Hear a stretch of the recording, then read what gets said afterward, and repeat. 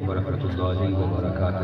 الحمد للہ رب العالمین والعاقبۃ للمتقین والصلاۃ والسلام علی سید المرسلین وعلی آلہ الطیبین واصحابہ المطہرین المطہرین وعلی شہداء محبتہ واولیاء امتہ اجمعین، اما بعد فاعوذ باللہ من الشیطان الرجیم، بسم اللہ الرحمن الرحیم۔ ان اولیاؤہ الا المتقون، صدق اللہ العلی العظیم وصدق رسولہ النبی الامین المتین الکریم، ونحن علی ذلک لمن الشاہدین والشاکرین والحمد للہ رب العالمین۔ سب سے پہلے اپنی اور ساری کائنات کے مرکز عقیدت سرور عالم نور مجسم صلی اللہ علیہ وسلم کی بارگاہ میں درود شریف کا ہدیہ پیش کریں۔ اللہم صلی علی سیدنا شفیعنا حبیبنا بارک وسلم صلاۃ و سلام علیکہ یا رسول اللہ صلی اللہ تعالی علیہ وآلہ وسلم۔ اللہ رب محمد صلی اللہ علیہ وسلم، نحن عباد محمد صلی اللہ علیہ وسلم۔ جیلانی سرکار کے دورے خاندیش میں بارہا ہوا کرتے ہیں۔ شاید ہی کوئی ایسا مہینہ ہو کہ جس مہینے میں خاندیش کے علاقوں میں سے کسی علاقہ میں آپ کی تشریف آوری نہ ہو۔ گاہے بگاہے وہ تشریف لاتے رہتے ہیں، اس کے باوجود چاہنے والوں اور عقیدت مندوں کا جم غفیر کبھی بھی کم نہیں ہوتا۔ بار بار ان کی زیارت ہوتی ہے، لیکن آپ حضرات اسی طرح سے اپنی محبتوں اور عقیدتوں کا ثبوت دیتے ہیں کہ ہم جیلانی سرکار سے بے شمار بے حساب محبت کرتے ہیں، اور یہ بھی آپ مان ہی لیجئے کہ جتنی آپ محبت کرتے ہیں اس سے کہیں زیادہ جیلانی سرکار آپ حضرات سے محبت فرماتے ہیں۔ کل ہی جیلانی سرکار کے ساتھ میں ہماری واپسی ہوئی چھتیس گڑھ اور کرناٹک کے دورے سے۔ جہاں جہاں بھی تشریف لے جاتے ہیں وہ آپ حضرات کے تذکرے کسی نہ کسی بہانے سے ضرور کر دیتے ہیں۔ اگر لوگ زیادہ پریشان کریں، اور وہاں کا بھی ایک عجیب انداز ہے کرناٹکا میں کہ پروگرام کے بعد میں خاص مہمان کو کار میں بٹھا کر شہر سے بہت دور لے جاتے ہیں تاکہ سامعین حضرات جو بائک والے ہیں وہ پیچھا نہ کر سکیں۔ جب لگتا ہے کہ اب دو چار بائک کے علاوہ کچھ بھی نہیں ہے تو پھر شہر میں لے کے آتے ہیں، پہلے سب کو بھگا دیتے ہیں پھر قیام گاہ میں لے کے آتے ہیں۔ ایسے ہی حضور قائد ملت کے ساتھ ہوا، لیکن میں وہ بھول چکا تھا۔ جب 18 تاریخ کو ریس میں گاڑی لے گئے تو میں سمجھ ہی نہیں پایا کہاں لے کے جا رہے ہیں۔ جیلانی سرکار نے فرمایا کہ اپنا علاقہ خاندیش بہت اچھا ہے کہ یہ لوگ لوگوں کو بھگاتے ہیں، ہم لوگوں کو جوڑا کرتے ہیں۔ یہ طریقہ غلط ہے۔ لوگ باہر سے آتے ہیں، چھوٹی چھوٹی بستی سے آتے ہیں، بہت ارمان لے کر آتے ہیں کہ دیدار کریں گے، دعائیں کروائیں گے، لیکن یہ پروگرام والے قیدی بنا کر لے کے اڑ جاتے ہیں۔ تو میں نے یہ دیکھا کہ ہندوستان میں کہیں بھی جائیں، کشمیر ہوں یا چھتیس گڑھ ہو، کرناٹکا ہو یا پھر بہار ہو، یو پی ہو، ہر جگہ خاندیش کی تعریف جیلانی سرکار ضرور کرتے ہیں۔ یہ محبت کی علامت ہے، جس قدر آپ محبت کرتے ہیں کئی گنا وہ آپ حضرات سے محبت فرماتے ہیں۔ سبحان اللہ۔ اللہ نے قرآن مجید میں فرمایا کہ ان اولیاءہ الا المتقون، اس کے ولی نہیں ہیں مگر متقی۔ اللہ کا ولی کون ہوتا ہے؟ لوگ پریشان ہیں، لوگ چمتکار دیکھتے ہیں، پھر جا کر ان کی بارگاہ میں باادب حاضری دیتے ہیں۔ ایک صاحب کہہ رہے تھے کہ فلاں بابا بہت پہنچے ہوئے تھے۔ میں نے کہا کیوں؟ بولے وہ گانجا پیتے تھے تو لوہے کا چلم پیتے پیتے سونے کا بن جاتا تھا، وہ بہت پہنچے ہوئے تھے۔ لیکن ہماری شریعت، ہمارا مذہب یہ نہیں کہتا ہے کہ ولی کے لیے چمتکار دکھانا یا کرامت کا ظاہر کرنا ضروری ہے۔ اولیاء اللہ اپنی کرامتوں کو اس طرح چھپاتے ہیں جیسے عورتیں اپنے خاص ایام میں ان خاص دنوں کو چھپایا کرتی ہیں، اس طرح سے اولیاء اللہ چھپاتے ہیں۔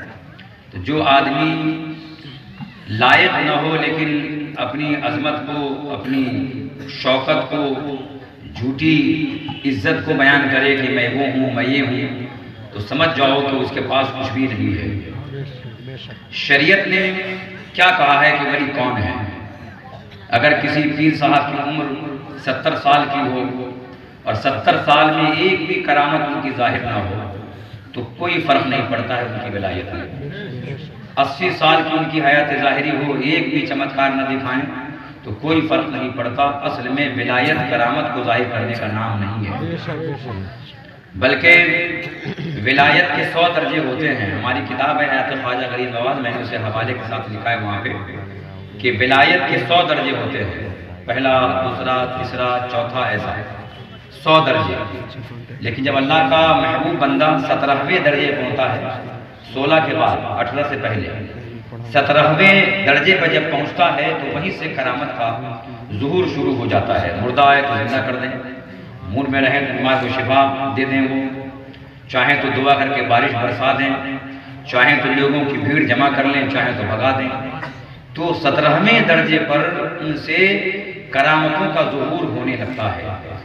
غریب نواز رضی اللہ تعالیٰ عنہ نے فرمایا، اس مقام پر فرماتے ہیں کہ ولی کو چاہیے کہ جب 17ویں درجے پر پہنچے تو کرامت کے پھیر میں نہ پڑے، کیونکہ اس کے بعد بھی 83 درجے ہیں، ولایت کے 83 مناصب ہیں، 83 منزلیں ہیں۔ اگر وہ کرامت کے چکر میں رہے، دن رات مردہ زندہ کرتا رہے، بیماروں کو شفا دیتا رہے، بارش برساتا رہے، کسی کو مالدار بنائے، کسی کو کنگال کر دیں، اگر یہی کرتے رہیں تو 83 منزل طے کرنا ان کے لیے مشکل ہو جائے گا۔ تو 17ویں مقام پر پہنچنے کے بعد ضروری ہے کہ کرامتوں کی جانب وہ توجہ نہ دیں، آگے جو منزل 83 باقی ہے ادھر دھیان دیں تاکہ وہ 100ویں منزل تک پہنچ جائیں۔ ہر ولی کی نگاہ اعلیٰ منزل پہ ہوتی ہے کہ جو اللہ تعالیٰ کی قربیت وہاں زیادہ ہوتی ہے، اللہ کی نزدیکی وہاں زیادہ ہوتی ہے۔ اور آپ تو سوچتے ہیں کہ یار فلاں ولی ہیں، 100 200 500 تو خالی ہمارے شہر میں ہی ولی ہوں گے، ہندوستان میں ہزاروں ولی ہوں گے، پھر فلسطین میں یہ مسلمان مارے کیوں جا رہے ہیں؟ فلسطین میں ہلاکت خیزی کا منظر کیوں ہے؟ یہ بچائے کیوں نہیں جا رہے ہیں؟ اولیاء اللہ سو رہے ہیں کیا ان کو خبر نہیں ہے؟ وہ بچاتے کیوں نہیں ہے؟ تو آپ حضرات کو معلوم ہونا چاہیے اللہ تعالیٰ کی حکمتیں، ہزاروں ہزار حکمتیں ہر کام میں پوشیدہ ہوتی ہیں، بندہ اس سے واقف نہیں ہوتا ہے۔ اللہ کے ولی حضرت اسماعیل بن عبداللہ یا عبداللہ بن اسماعیل بصرہ میں رہا کرتے تھے۔ ان کے پاس بصرہ کے لوگ پہنچے اور عرض کیا، حضور بصرہ میں ڈاکو حملہ کرتے ہیں اور شہر کو لوٹ لیتے ہیں، دو چار کے ٹانگ وانگ توڑ کے چلے جاتے ہیں اور وہ لوٹ گھسوٹ کر کے بھاگ جاتے ہیں، اس پہ کوئی پکڑ نہیں ہے، تو آپ بددعا کر دیجئے تاکہ وہ ڈاکو سب مر جائیں، تو بصرہ کے لوگ چین و سکون سے رات گزارا کریں۔ تو آپ نے فرمایا کہ اللہ کے ولی کا خالی یہی کام نہیں ہے۔ وہ مسجد دیکھ رہے ہو؟ کہاں؟ اس مسجد میں ایک کالا آدمی سوتا ہے؟ بولے ہاں، وہ حبشی غلام ہے، حبشہ کا رہنے والا ہے، اللہ کا اتنا مقبول بندہ ہے، اتنا پہنچیلا ولی ہے وہ کہ اگر وہ اس ایک بار وہ خالی زبان ہلا دیں ظالموں کے لیے، جابروں کے لیے، ڈاکوؤں کے لیے، تو صبح ہونے سے پہلے پہلے سارے بصرہ علاقے اطراف اکناف کے سارے ظالم صبح سے پہلے پہلے ہی مر جائیں گے۔ وہ ایسا محبوب بندہ ہے کہ سوتا مسجد میں ہے، مسافر ہے۔ اب یہ مت سوچنا کہ بھائی مسجد میں اللہ کا جب ولی سوتا ہے تو پھر وہابیوں کے لیے ہم لوگ کیوں بولتے ہیں کہ مسجد میں سوتے ہیں، اسٹوپ میں ہوا مارتے ہیں، وہاں پہ پیاز چھینتے ہیں، لہسن کاٹتے رہتے ہیں اور مسجد کو بالکل بدبودار بناتے رہتے ہیں، چونکہ یہ جماعت اللہ کے رسول کے دشمنوں کی جماعت ہے۔ میرے نبی سرور کائنات نے ارشاد فرمایا، بخاری شریف میں ہے کہ کچا پیاز، کچا لہسن کھا کر کوئی مسجد میں نہ آئے، یہ میرے رسول کا فرمان ہے۔ اور حضور کا فرمان سچا ہے کہ نہیں ہے؟ میرے آقا کا ہر لفظ جو آپ نے بیان فرمایا زیر و زبر سچا ہے۔ میرے نبی نے کہا لہسن کچا کھا کے نہ آؤ، پیاز کچا کھا کے نہ آؤ جب تک کہ منہ میں بو ہو، جب بو نکل جائے تب آ سکتے ہیں، مگر یہ اتنے بڑے غدار ہیں، اتنے بڑے مخالف حضور کے یہ ہیں کہ حضور نے منع کیا کہ کچا لہسن پیاز کھا کر مت آؤ، لیکن یہ ضد میں حضور سے ٹکراتے ہوئے لہسن پیاز لے کر گھستے ہیں مسجد میں۔ اب لگائیے کتنے بڑے گستاخ ہیں، کتنے بڑے ظالم ہیں، اللہ کے رسول کتنے بڑے مخالف لوگ ہیں، اس سے آپ اندازہ لگا سکتے ہیں۔ تو مسجد میں مسافر کے لیے رخصت ہے کہ کوئی جگہ نہ ہو تو مسجد میں رات گزار سکتا ہے۔ تو فرمایا یہ مسافر حبشی کالا غلام یہ اللہ کا اتنا چہیتا ولی ہے کہ سوتا اس مسجد میں ہے، سر ہوتا ہے بصرہ میں، اس کا پیر ہوتا ہے چیچینیا کوہ کاف میں۔ اب بتائیے سر بصرہ میں اور پیر ہوتا ہے چیچینیا ملک میں، کتنا پہنچیدہ ہوا ہے۔ اگر یہ بد دعا کر دیں تو ایک بھی ظالم صبح تک نہیں بچے، مگر وہ ظالموں کے لیے بد دعا نہیں کرتے، کیونکہ وہ جانتے ہیں کہ مارنے کاٹنے میں، مسلمانوں کے کٹنے میں ہزاروں ہزار لاکھوں اللہ کی حکمتیں پوشیدہ ہیں۔ آپ صرف یہ دیکھ رہے ہیں نا مسلمان کی گردن کٹ رہی ہے، مسلمان مر رہے ہیں، کیونکہ آپ نے دنیا کو ہی سب کچھ سمجھ لیا ہے کہ دنیا میں آرام کرو، یہاں کھاؤ پیو، اچھے مکانات بناؤ، 3 منزلہ 4 منزلہ قالین لاؤ، صوفہ بچھاؤ، اچھے اچھے پلنگ 5-5 لاکھ کے پلنگ بنواؤ۔ آپ نے دنیا کو ہی سب کچھ سمجھ لیا ہے، اس لیے اللہ کی راہ میں مرنے کو آپ برا سمجھتے ہیں۔ فلسطین میں بچوں اور